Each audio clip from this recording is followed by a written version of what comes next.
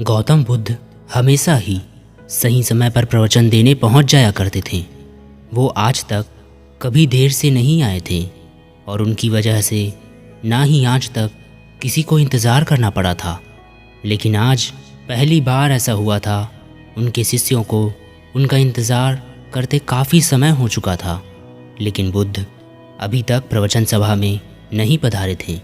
शिष्य आपस में ही बातें कर रहे थे कि ज़रूर आज तथागत बुद्ध को कोई ज़रूरी काम आ गया होगा, वरना वो हमेशा ही समय पर आ जाते हैं। शिष्य ये बातें कर ही रहे थे कि तभी अचानक गौतम बुद्ध अपने हाथ में एक कमल का फूल लिए वहाँ आ पहुँचे और एक पेड़ के नीचे लगे आसन पर आकर बैठ गए।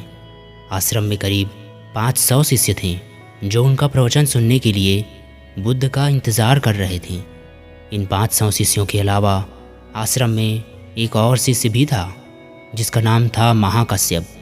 आश्रम के बाकी शिष्य मानते थे कि महाकश्यप पागल है, क्योंकि वह कभी भी उनके साथ बैठकर बुद्ध के उपदेश को नहीं सुनता था। उसने आज तक कभी ध्यान भी नहीं किया था और ना ही कभी ध्यान करने का प्रयास किया था।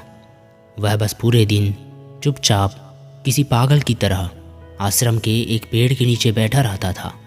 ना ही उसके पास कोई बात करने आता और ना ही वह किसी से बात करता था।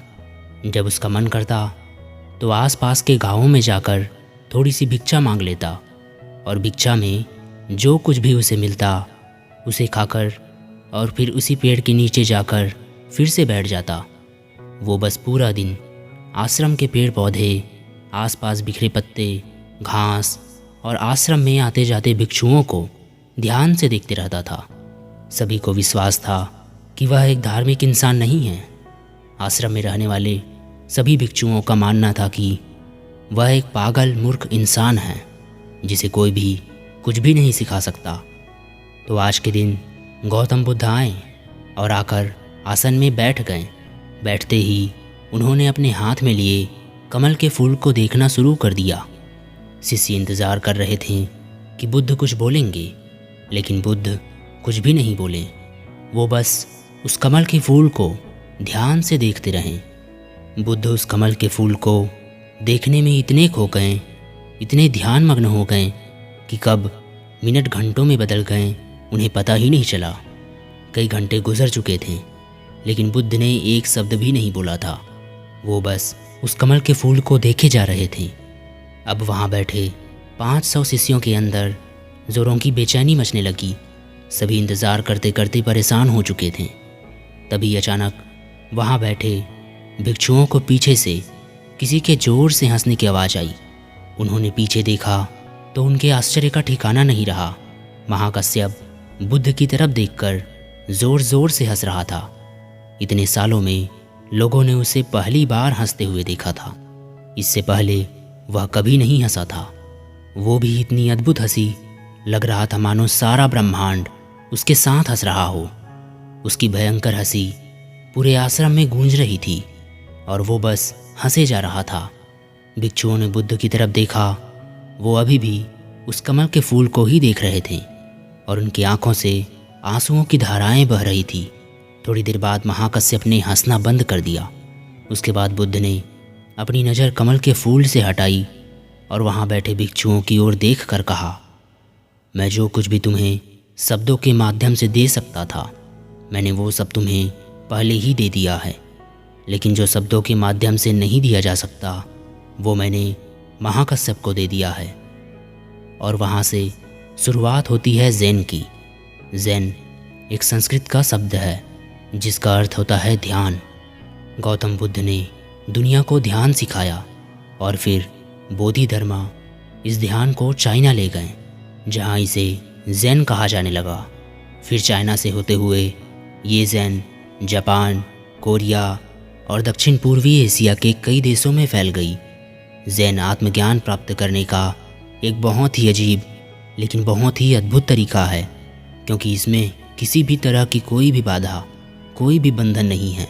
क्योंकि इस परंपरा का ना तो कोई विश्व विज्ञान है, ना कोई शिक्षा और ना कोई ग्रंथ और ना ही कोई निश्चित अभ्यास करने की विधि। बस आपको अपनी आंखें बंद करके बैठ जाना है और इंतज़ार करना है। फिर यह घटना आज नहीं तो कल आपके अंदर घट ही जाएगी। जैन परंपरा में ध्यान करने का कोई निश्चित तरीका नहीं है।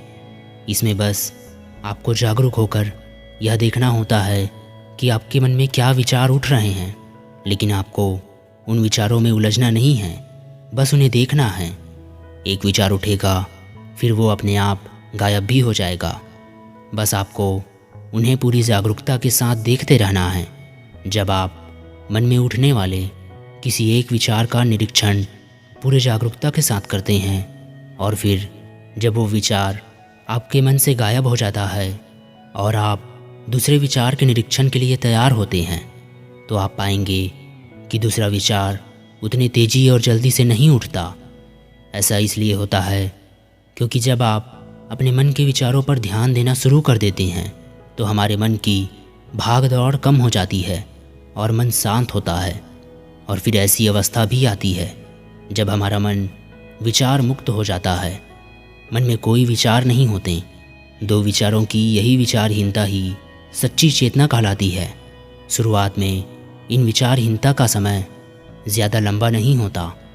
ये ज़्यादा से ज़्यादा 8 से 10 सेकंड का ही होता है, क्योंकि हमारे दिमाग को सालों से लगातार सोचने की आदत पड़ चुकी है। लेकिन हम अगर लगातार प्रयास करते रहें तो धीरे धीरे विचारहीनता का यह समय भी लंबा होता चला जाएगा। और ये समय जितना लंबा होगा उतना ही हम ज़ैन को समझ पाएंगे, ध्यान को समझ पाएंगे और उतना ही हम खुद के करीब होते चले जाएंगे। धन्यवाद।